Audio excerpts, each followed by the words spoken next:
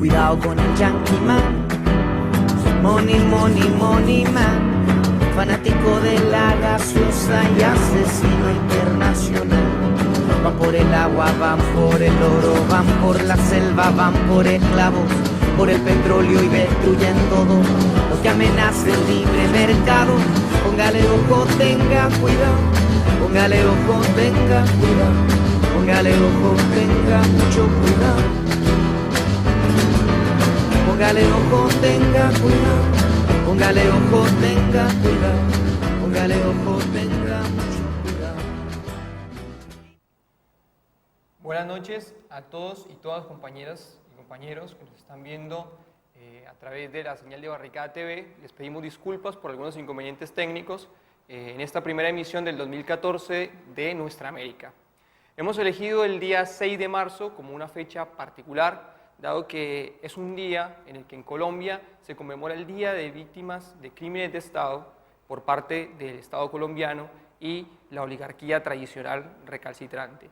Queremos, para empezar, hacer un reconocimiento a los compañeros y compañeras luchadores populares que se encuentran resistiendo en los territorios, que han sido víctimas a través de largos años de lucha y organización, que, por ejemplo, como la Unión Patriótica, han sufrido un genocidio político por parte de las fuerzas estatales en connivencia del paramilitarismo.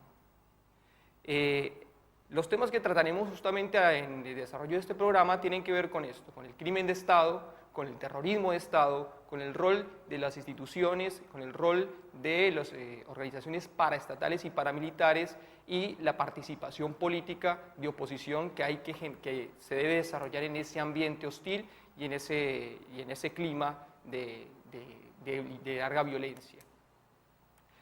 Otro tema que queremos resaltar es justamente el carácter político que tiene el conflicto social y armado en Colombia y finalmente la importancia de que a nivel internacional se ha reconocido este conflicto, ¿sí? Que no es un conflicto que compete únicamente a los colombianos y a las colombianas, sino que tiene una importancia regional por las estrategias de intervención y operación de potencias como la norteamericana sobre todo el continente. Le damos la bienvenida y agradecemos la presencia de dos de nuestros panelistas. Ambos son compañeros del movimiento político y social Marcha Patriótica. Presentamos a Laura Soto, politóloga, que viene por parte de la Asociación de Derechos Humanos Justicia Social por Colombia. Buenas noches, Laura. Buenas noches. Y al compañero Nelson Peña, abogado del colectivo de Derechos Humanos Tejiendo Sur. Ambos colectivos son espacios de derechos humanos que trabajan en la denuncia, en la sistematización de lo que viene siendo todo el trasegar de los luchadores sociales en Colombia en el contexto del conflicto social y armado. Para antes de dar desarrollo a este programa y a estas problemáticas y abordar las preguntas que tenemos planteadas, vamos a ver un breve corto que nos tiene preparado la producción.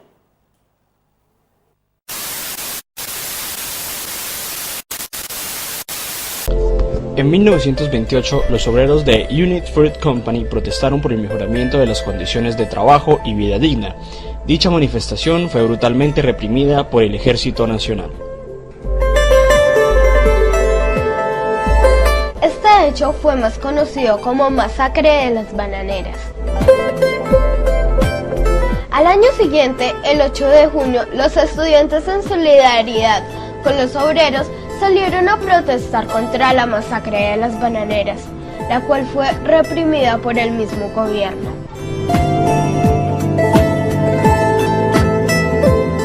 En la protesta cayó muerto a manos del ejército Gonzalo Bravo Pérez, estudiante de la Facultad de Derecho de la Universidad Nacional. El 8 de junio de 1954, en la dictadura militar de Rojas Pinilla, los estudiantes conmemoraron la muerte de Gonzalo con una gigantesca movilización hacia el cementerio, donde de nuevo cayó asesinado otro estudiante de la Universidad Nacional, Uriel Gutiérrez. Al día siguiente, el 9 de junio, los estudiantes salieron a repudiar lo ocurrido. Allí igualmente cayeron 9 estudiantes y otros 40 quedaron heridos. Esta madre, la viuda y sus hijos, como miles de familias en Colombia, mantienen en la soledad de su tragedia el recuerdo vivo de sus seres queridos. Ay no, yo cuando vengo a esta tumba y miro a mi esposo y a mis cuñados, eso a mí me da mucha tristeza, saber que ellos fueron matados, fueron masacrados. Este niño, al igual que otros niños y niñas, vivió el horror del crimen aleve de su padre. Y nos sobrepasaron en el momento que estaban a la misma altura que nosotros, le dispararon a mi papá. Esta mujer y su familia, como cientos de familias, han buscado el exilio para huir del exterminio. Ya habíamos aprendido que las amenazas se cumplían y que no amenazaban solo por asustar. Es algo, yo diría, excepcional en el mundo internacional. Tenemos varias veces situaciones de dictadura. Sabemos que la dictadura sí tienen esa política, sea de prohibir a un partido, de expulsar a sus líderes o de matarlos. Pero en un sistema democrático hay atentados que pueden suceder, pero de esa manera tan sistemática yo no he visto en los últimos años muchos casos de ese tipo.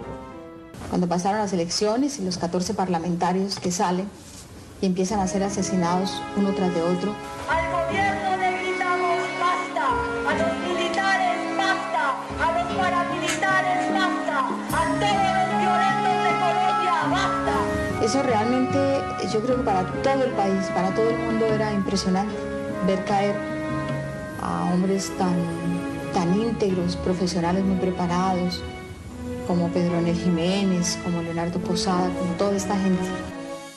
Y es cuando la Unión Patriótica denuncia a nivel nacional e internacional la existencia de un plan, el primer plan que se conoce, que es el Plan Baile Rojo, que consistía en asesinar a todas las personas que habían salido elegidas en esa elección de 1986. Empezaron a asesinar a la gente en las calles, gente simpatizante, gente militante de la Unión Patriótica, en su mayoría del Partido Comunista.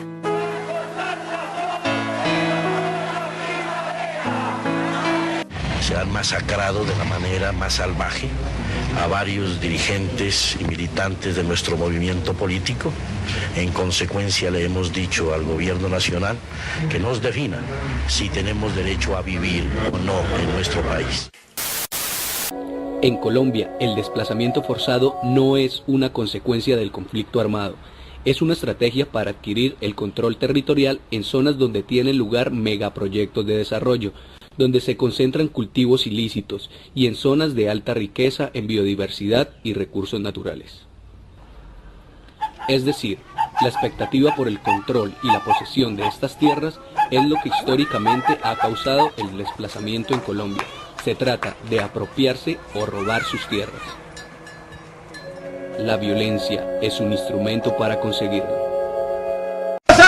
Autodefensas Unidas de Colombia.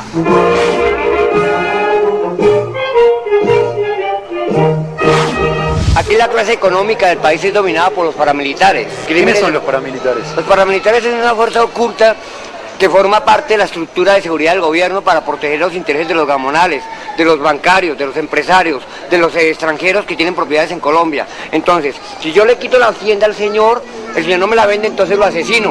Ellos nos aprietan y nos acosan en la selva y no tenemos derecho porque lo que yo tenga en la selva no es mío, sino es de ellos, el ganado, todo. Y si tengo ganado tengo que pagarle impuestos por todo. Esto lo dice un tipo que es desplazado como yo. Entró un operativo militar primero, con aviación, con ejército, saquearon todo lo que había en el caserío. La gente le tocó salir porque el cuento era que nos iban a matar a la motosierra, y sí cumplieron porque alcanzaron a matar. Lo más dramático fue la descuartizada de 2 personas que los descuartizaron a pura motosierra y a otro que les quitaron la cabeza y lo botaban al río, donde no se volvía a saber ni siquiera quién era porque...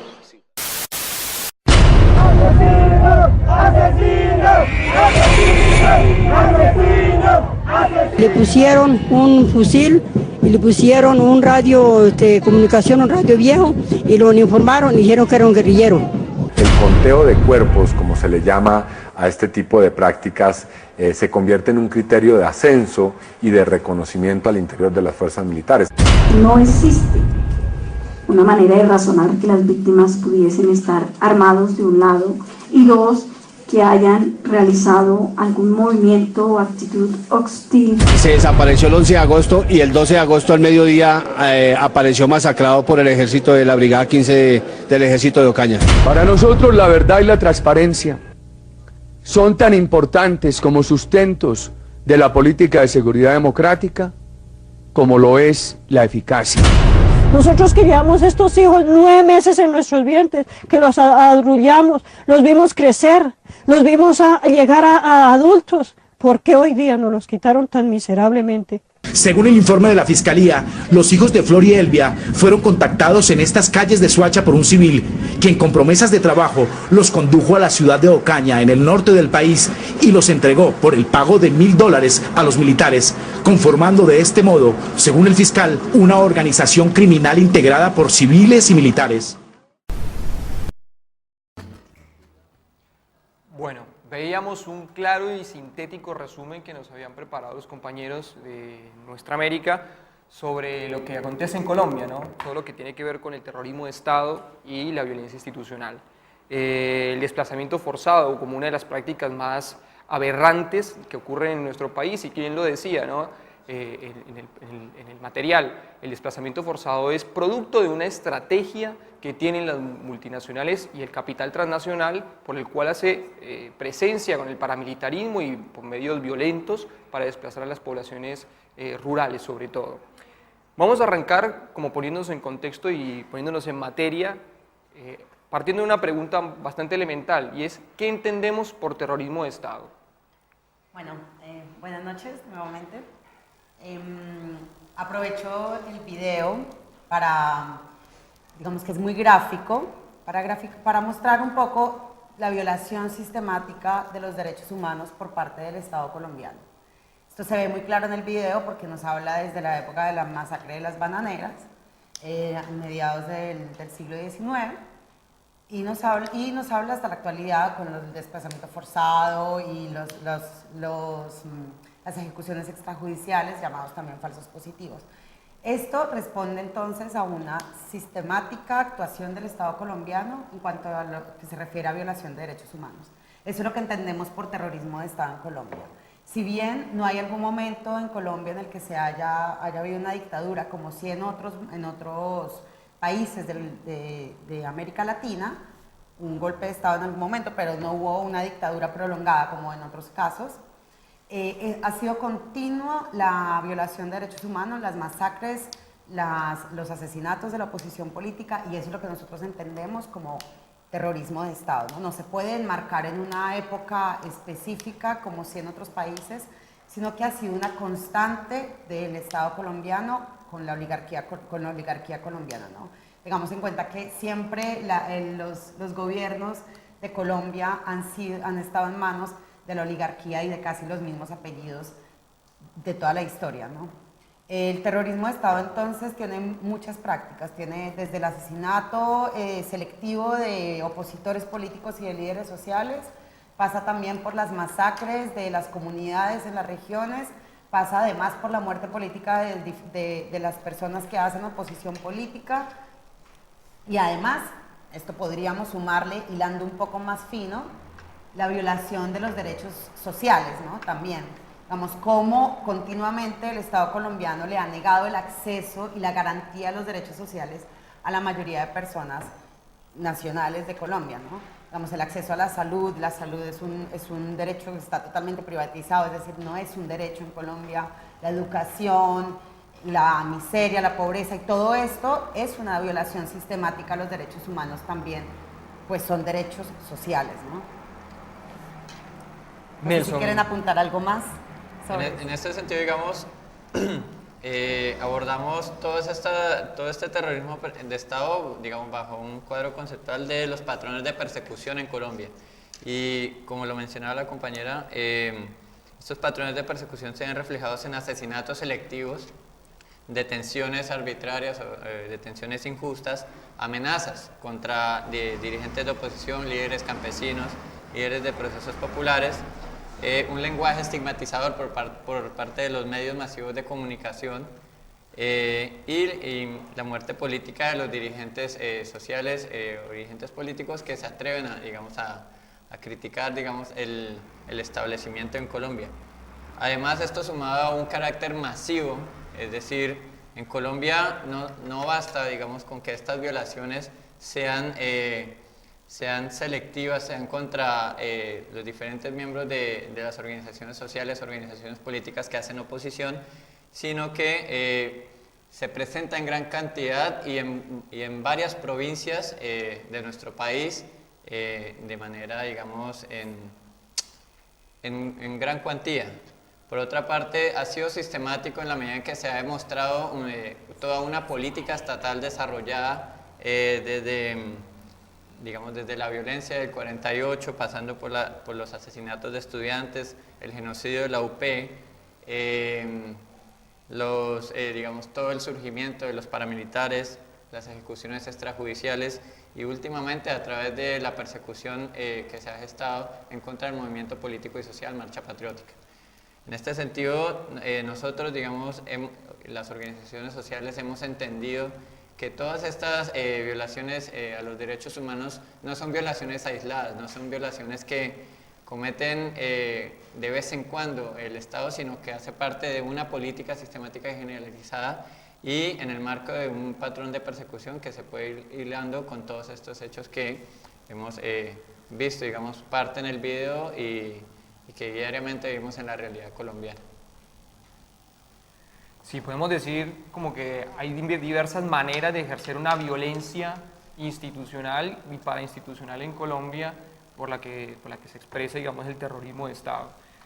A esto o ante esta violencia deberíamos también sumarle la pregunta de ¿qué entendemos además por víctimas de crímenes de Estado? ¿Qué nos puede comentar, Laura?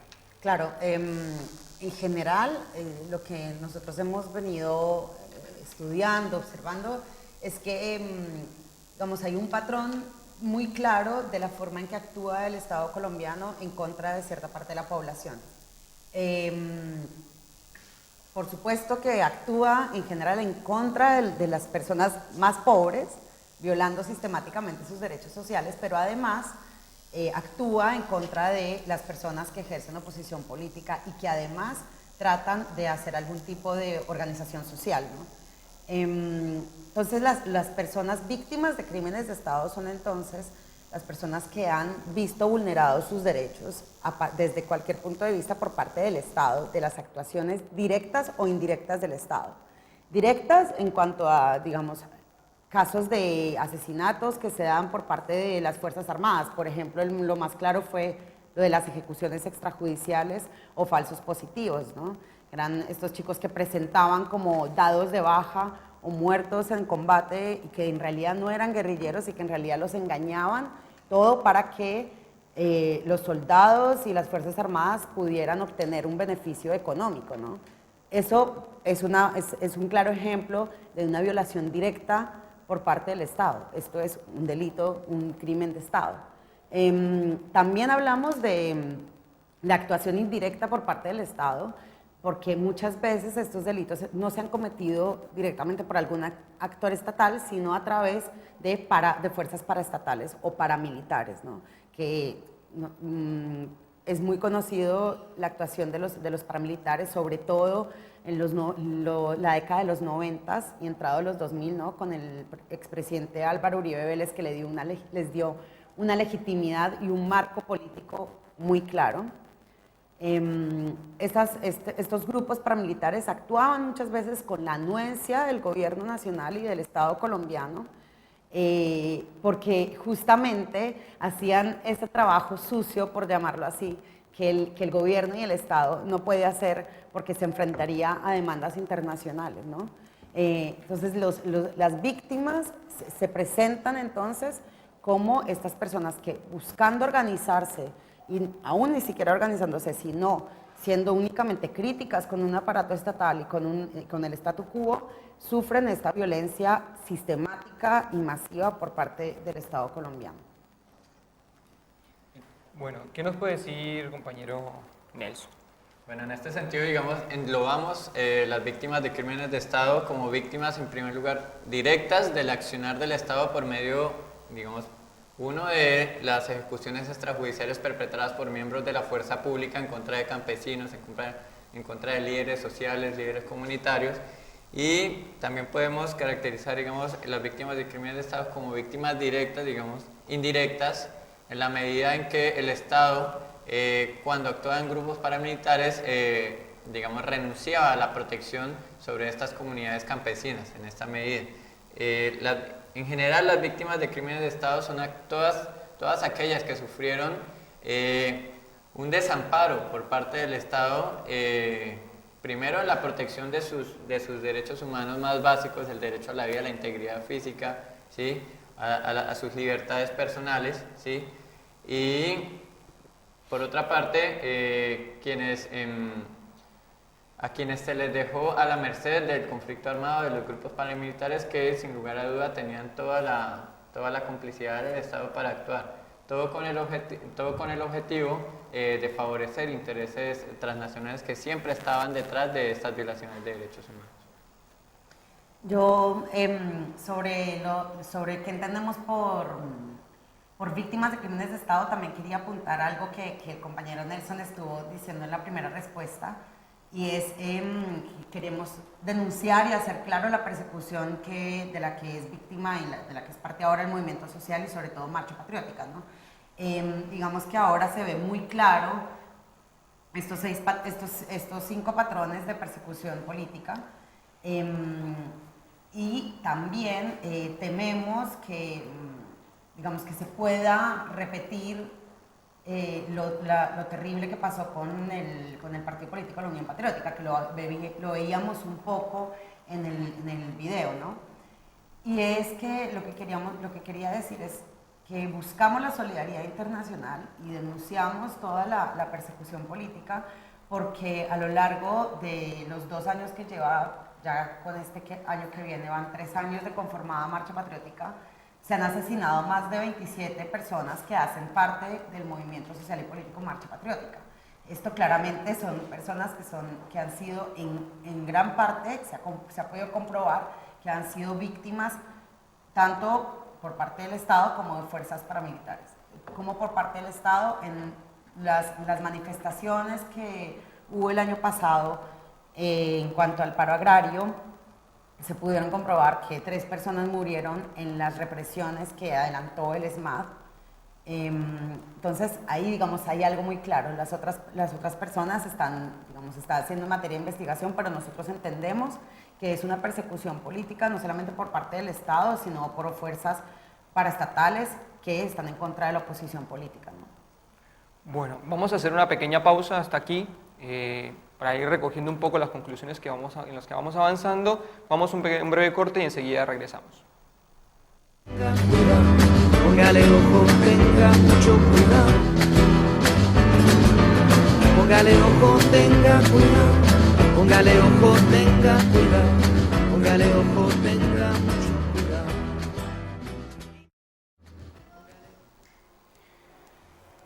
Haciendo un resumen de lo que venimos tratando, podríamos decir que entre los últimos 25 años, más o menos, Colombia viene sufriendo como una escalada de violencia por parte del Estado y las fuerzas paramilitares, es decir, la conformación de ejércitos privados con los intereses de los terratenientes y los gamonales, que son los paramilitares, ¿sí?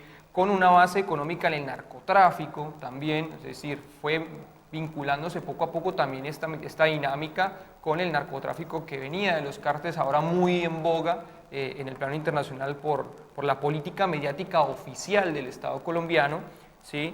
Pero que en su momento, incluso diríamos a principios de los 90, ya lo mencionaban ustedes, dejó un saldo hasta de 4 candidatos presidenciales asesinados, ¿sí? 2 candidatos de la Unión Patriótica, Jaime Pardo Leal y Bernardo Jaramillo Osa, un candidato del Partido Liberal, Luis Carlos Galán, claro contendor del narcotráfico, y Carlos Pizarro León Gómez, recién desmovilizado del movimiento 19 de abril, o más conocido como M19. Es decir, el panorama con el que se abría, o lo que se hacía la apertura económica de los 90 en Colombia, daba cuenta de que se abría la cortina para el recrudecimiento de la lucha social y popular en el país.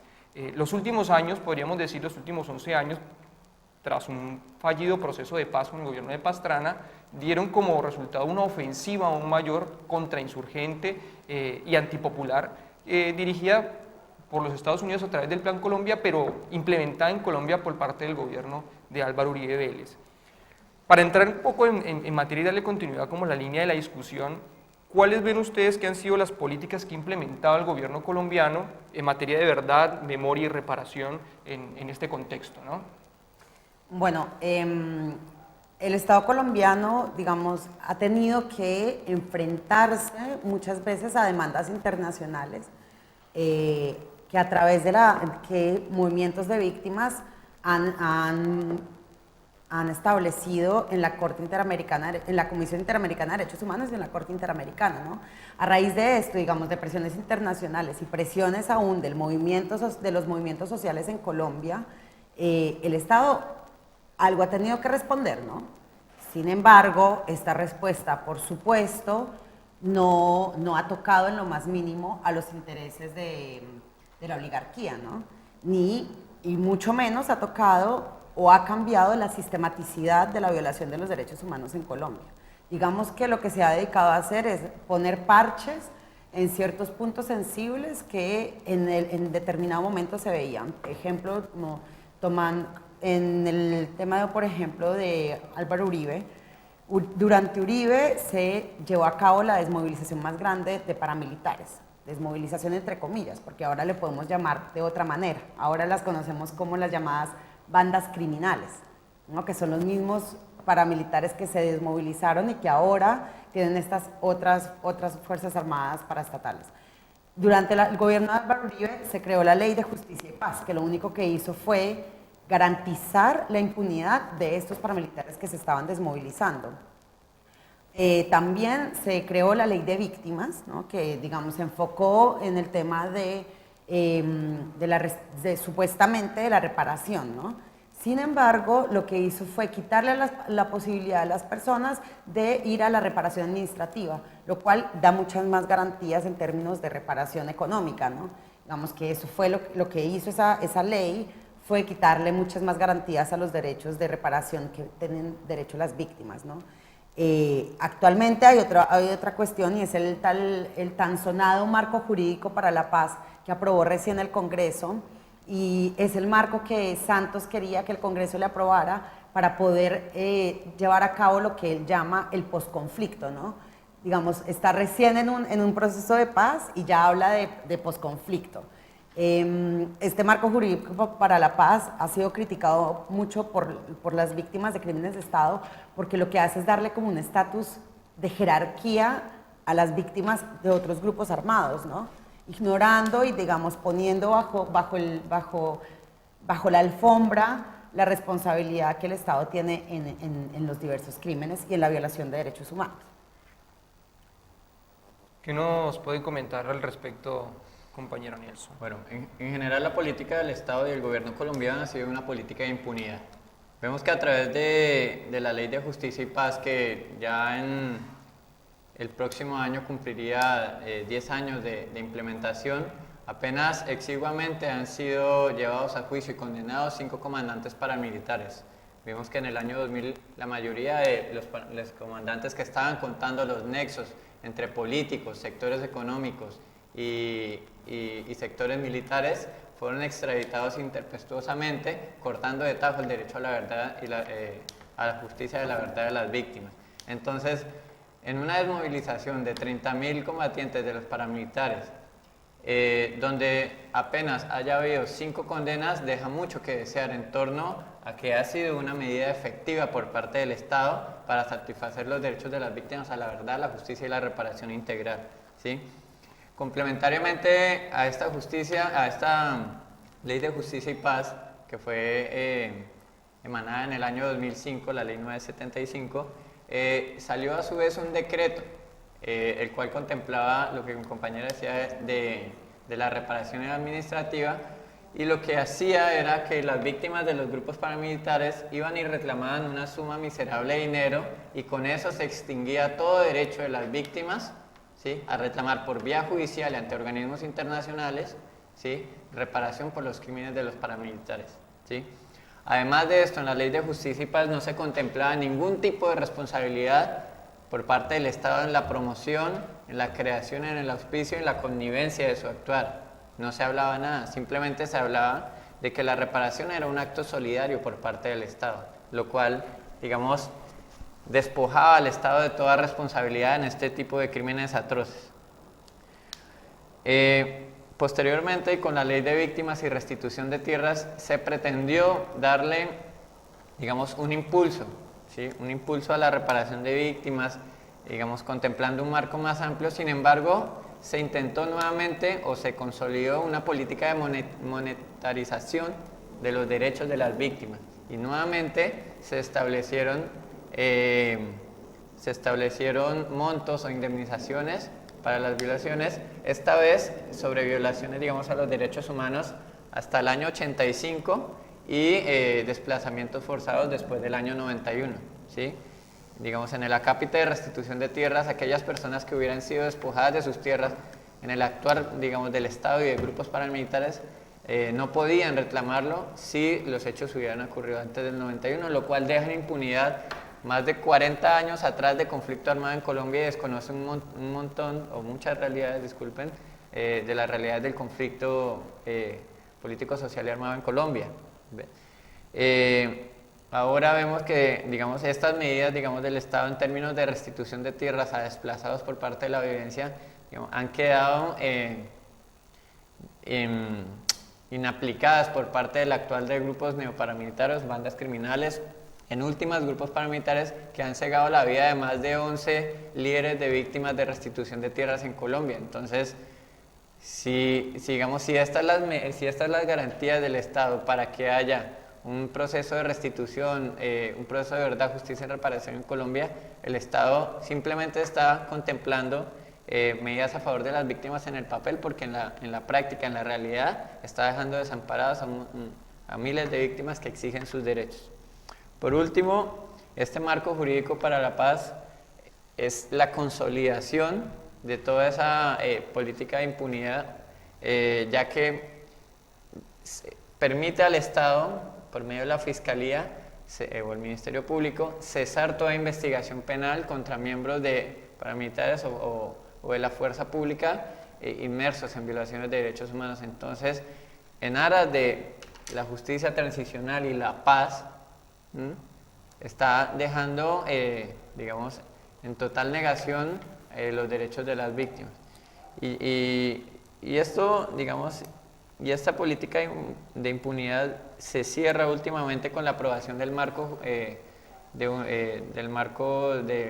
del fuero penal militar, en virtud del cual toda violación de agentes perpetrada por agentes de la fuerza pública o grupos paramilitares en connivencia con agentes de la fuerza pública recae en los jueces penales militares que siempre, y lo ha demostrado la historia, digamos, en las violaciones de derechos humanos en Colombia, han resultado en el archivo, en la prescripción de estas investigaciones, en la inacción total de estos organismos de pseudojusticia en contra de los derechos de las víctimas. Entonces, esto, digamos, para las organizaciones sociales lo único que nos refleja es que desde el Estado no hay una voluntad real, digamos, de satisfacer los derechos de las víctimas, de idear mecanismos de reparación y de memoria en Colombia. Sí, es importante rescatar cómo el Estado y los gobiernos sucesivamente se desresponsabilizan, ¿sí?, de su lugar en el conflicto armado. Hay una lectura que que compartimos aquí, y es que el conflicto armado es consecuencia de un conflicto social, o sea, de la misma desidia, de la misma ignominia de la clase política tradicional, de la oligarquía colombiana, fue la que llevó a que el campesinado se organizara por otras vías y tuviera otras formas de lucha por sus reivindicaciones, de respuesta, por reclamo de la tierra, de la gran bandera histórica en el país que es la reforma agraria integral, ¿no? como un programa político que han presentado los campesinos históricamente y que hasta nuestros días sigue estando inconcluso y sigue siendo tema de debate, incluso fue el primer tema de discusión en lo que son los diálogos en la Mesa de La Habana. Y un elemento que mencionaba Nelson, muy importante, y es, en este mismo sentido, cómo el gobierno o cómo el Estado, con toda su estructura, trata de proteger a sus militares, ¿no? A los que llaman los héroes de la patria, ¿sí? Mantener la moral de los combatientes, del Estado en alto, para lo cual propuso en su momento, incluso desde el gobierno de Uribe, cuando Juan Manuel Santos fue ministro de Defensa, ¿sí? En la ejecución de la política de seguridad democrática, de lo que vos decías, el fuero penal militar, que hasta ahora no ha sido aprobado, ¿sí? Cosa que genera resquemores incluso al interior de la misma oligarquía colombiana, ese sector uribista que todavía no está conforme con lo que viene cediendo Santos en materia del conflicto. El hecho de bandera que hace varios años era, por ejemplo, el movimiento de víctimas de crímenes de Estado Movice, y parte también de la política internacional era promover el reconocimiento por parte del Estado colombiano de que hay un conflicto social y armado en el país, ¿sí? Un tema que Uribe no quiso reconocer, ¿sí? Y que al gobierno de Santos le ha tocado reconocer, no es una concesión, le ha tocado reconocer por el desarrollo de una política de las organizaciones sociales, de las organizaciones de víctimas y de todos los sectores del campo social y popular colombiano. Aquí es donde quería por ahí llegar, y es cuáles serían estos mecanismos justamente que ha desarrollado digamos, el movimiento social en Colombia, dada la incapacidad o la falta de voluntad política del gobierno de dar respuesta a estas políticas de verdad, memoria y reparación, ¿no? Sí, primero anotar que no es una incapacidad del Estado, ¿no? Es una estrategia, es un plan sistemático, y por eso hablamos de víctimas de crímenes de Estado, ¿no? Porque es un plan sistemático del Estado para violar los derechos humanos, es decir, no es que se cruce de brazos. Sabemos que la oligarquía constantemente, que está en el poder, constantemente está atacando la organización social, y en eso, digamos, y eso es lo que hace la violencia y los crímenes de Estado en Colombia, ¿no? Claro, decir también que con este ataque constante por parte del Estado, por supuesto que las organizaciones sociales han tenido que fortalecer su organización y han tenido que fortalecer su lucha, buscando alternativas de participación política y de participación social, ¿no? Esto se ve en el plano internacional, ¿no? Siempre estamos buscando las solidaridades desde diferentes partes del mundo. Por supuesto que los movimientos, las organizaciones acuden a la justicia internacional, que sabemos que no es la mejor herramienta, pero bueno, hay que utilizarla también. Y destacar, por supuesto, la existencia y la permanencia de organizaciones tan importantes como el MOVICE, que es el Movimiento de Víctimas de Crímenes de Estado, que nació en el 2005 justamente como una respuesta a esa negación del Estado hacia esos crímenes de Estado, ¿no? También resaltar la existencia de la campaña Traspasa los Muros, que se encarga justamente de hacer visible la realidad de los más de 9.500 presos y presas políticas en Colombia. Destacar los grupos, las organizaciones sociales que están buscando implementar la ley de restitución de tierras, que por más que es una ley perversa, tratan de implementarla y en el proceso de tratar de implementarla los asesinan. Destacar la valentía de los compañeros de la Unión Patriótica que aún en todo el marco de persecución deciden presentarse a elecciones y deciden participar políticamente en Colombia y seguirle apostando a Colombia, ¿no? Y por supuesto destacar obviamente lo que hacemos desde Marcha Patriótica, que es tratar de visibilizar las luchas cotidianas de esas personas que están en Colombia. Nosotros estamos acá en Argentina, pero siempre estamos como tratando de solidarizarnos y de hacer visible esas persecuciones, ¿no? Igual, en este caso no hay que ignorar que el compañero Pacho Tolosa estuvo militando con nosotros acá en Argentina y fue capturado mediante con unas acusaciones totalmente falsas, con un montaje judicial. Fue capturado en enero de este año, ¿no? Entonces, siempre hay que resaltar el trabajo que hacen las organizaciones sociales por el contexto tan perverso y tan difícil que implica trabajar en ese tema en Colombia, ¿no?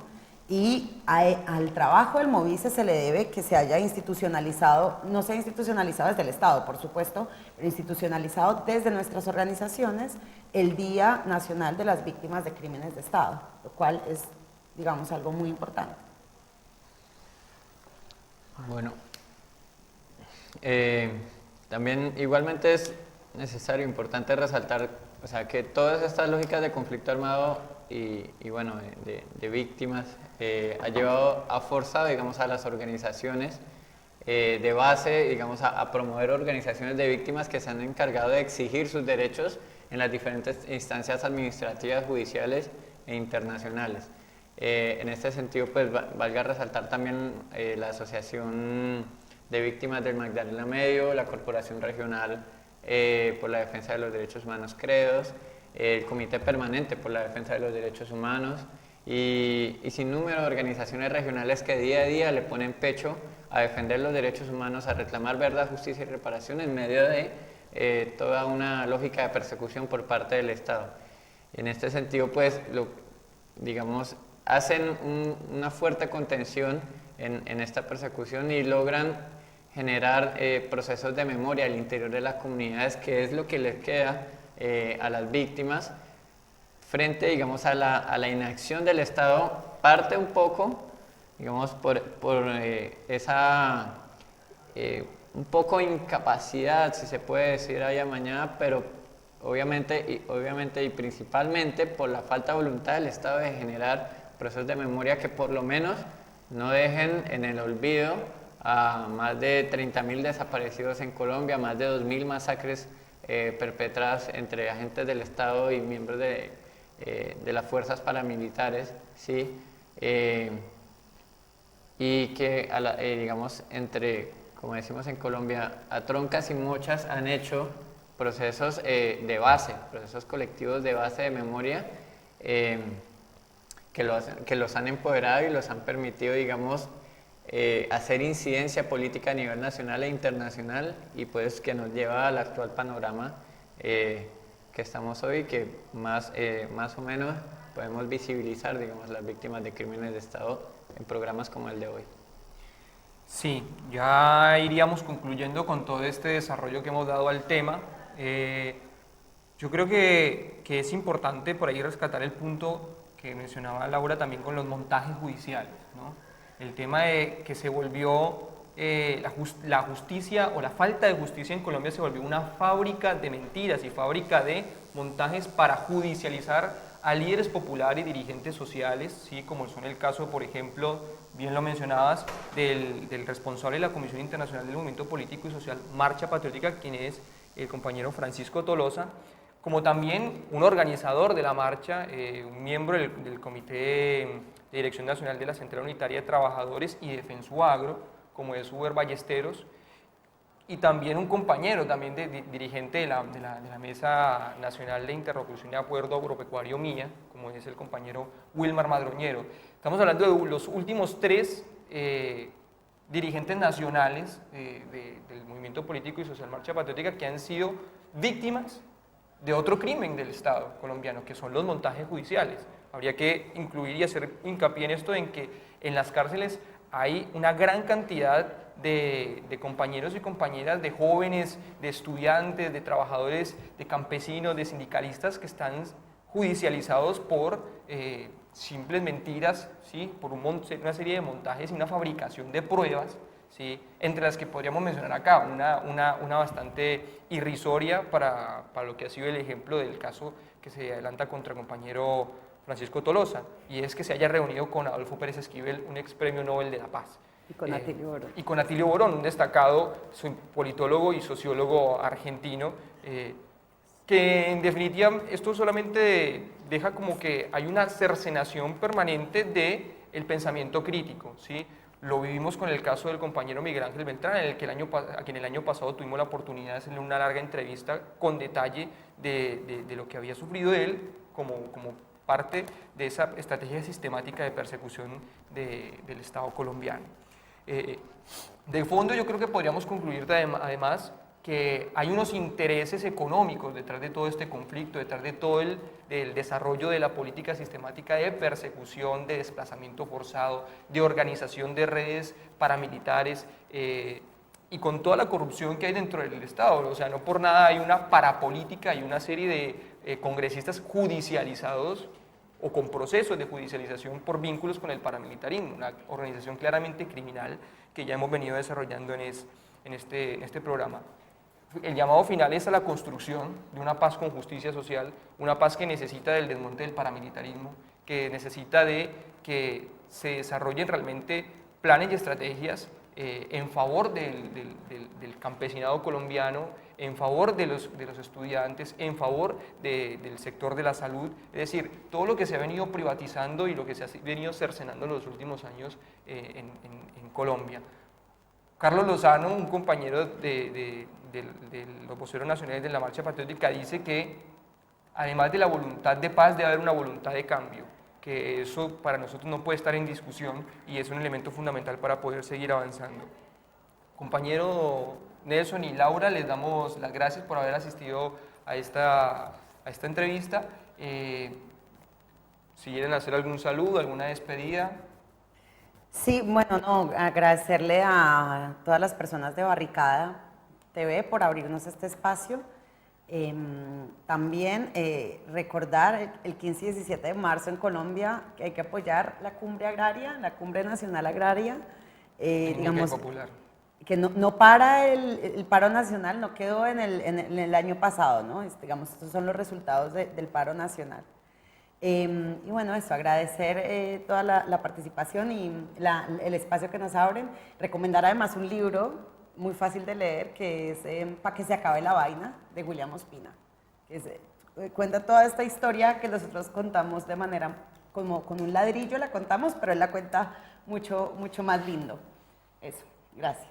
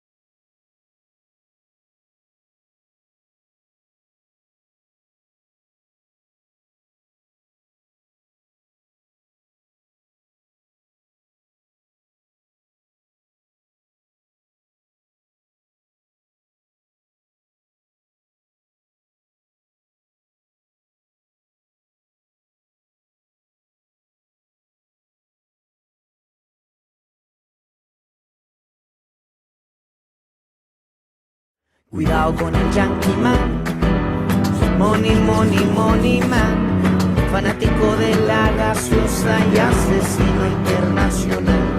Van por el agua, van por el oro, van por la selva, van por esclavos, por el petróleo y destruyen todo lo que amenaza el libre mercado.